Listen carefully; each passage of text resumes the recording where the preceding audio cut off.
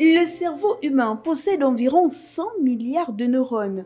100 milliards de neurones pour se souvenir, c'est extraordinaire, avouons-le. Généralement, quand on parle de la mémoire, l'image qu'on s'en fait est probablement celle d'un disque dur, comme ceux des ordinateurs. La mémoire devient alors un espace ou un disque dans lequel nous venons déposer ou écrire nos souvenirs et nos connaissances. Cette métaphore suggère qu'il serait possible de localiser à un endroit précis de notre cerveau cette mémoire, le lieu de stockage. Toujours selon cette image, chaque souvenir devrait avoir sa place et serait donc localisé à un endroit bien précis. Cette idée est d'autant plus séduisante que notre cerveau contient un nombre astronomique de neurones, plus de 100 milliards selon les estimations actuelles. Cependant, ceci assure essentiellement la transmission de l'information sous forme d'impulsions électriques et chimiques. Un neurone ne peut pas stocker d'informations complexes. Il n'existerait donc pas de neurone grammaire, c'est-à-dire un neurone contenant toutes nos connaissances sur notre grammaire. Le cerveau humain possède donc environ 100 milliards de neurones.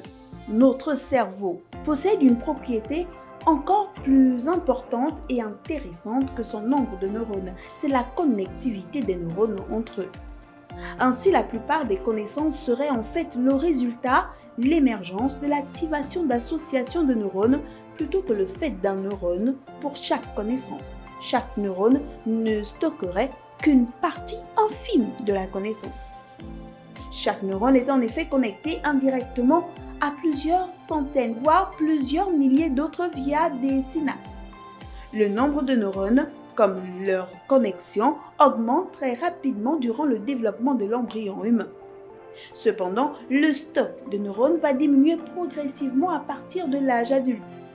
Les connexions connaissent une évolution différente, avec une baisse rapide de leur nombre dans nos premières années de vie, due à une sélection des réseaux qui sont les plus efficaces.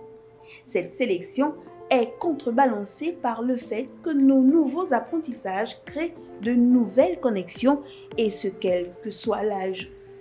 Demeurer actif et continuer à apprendre de nouvelles choses est donc une des clés essentielles pour entretenir notre mémoire d'après les spécialistes. Heureusement, notre cerveau possède environ 100 milliards de neurones pour atteindre cet objectif.